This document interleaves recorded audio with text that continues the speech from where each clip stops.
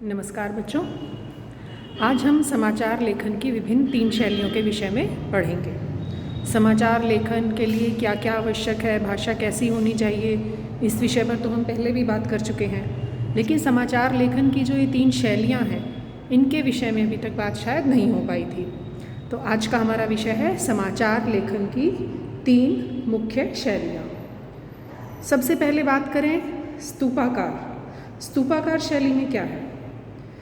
स्तूपाकार शैली में घटना जिस रूप में घटित होती है, जो पहले हुआ वो पहले लिखा जाएगा, जो बाद में हुआ वो बाद में लिखा जाएगा, उसी क्रम में उसे लिखते हैं। तो ये है स्तूपाकार समाचार लेखन की शैली, जिसमें जिस क्रम में घटना घटित हुई उसी क्रम में घटना का वर्णन किया जाता है।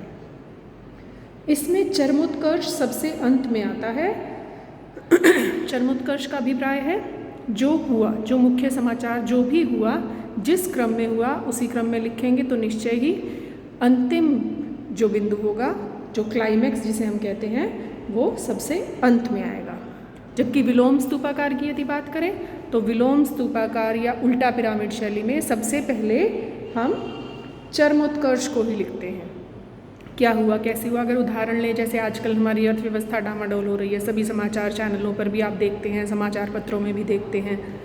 तो यदि अर्थव्यवस्था की हम बात करें और इसके लिए मुझे उल्टा पिरामिड शैली में लिखना हो तो सबसे पहले मैं क्या लिखूंगी या आप क्या लिखेंगे? यही लिखेंगे कि हमारी अर्थव्यवस्था पर खतरा, हमारी अर्थव्यवस्था चरमराई, या इसी प्रकार का कोई और कैप्शन देके आप समाचार लेखन में लिखेंगे तो मुख्य बात जो है वो सबसे पहले आएगी।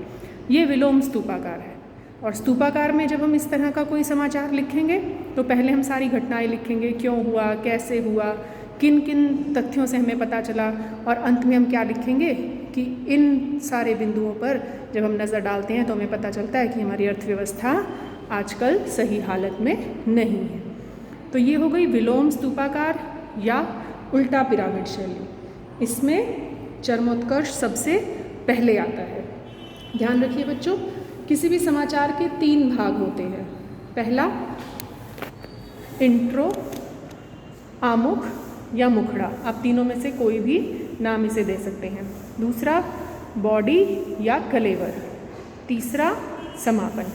इंट्रो में किसी भी समाचार से संबंधित जो भी जानकारी है, बॉडी उसकी डिटेल, जो भी तथ्य व्याख्या जो आप देना चाहें, और तीसरा समापन, आपने किस प्रकार अपने समाचार को अंत किया है। तो ये 3 भाग होते हैं समाचार के। तीसरी है डायमंडाकार शैली।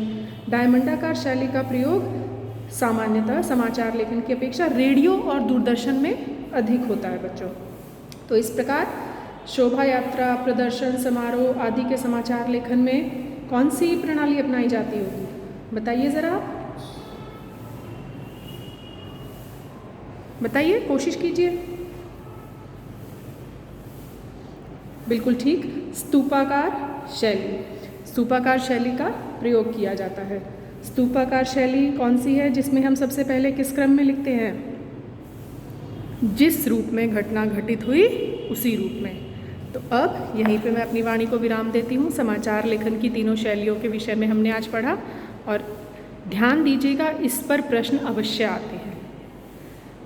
पिछली बार भी इस पर प्रश्न आया है और इस बार भी आप इसे ध्यान से पढ़िए कि उल्टा पिरामिड शैली के कौन कौन से 3 भाग हैं। तो आप लिखेंगे समाचार लेखन के 3 भाग, इंट्रो, आमुख या मुखड़ा प्रथम भाग, दूसरा बॉडी या कलेवर, और तीसरा समापन।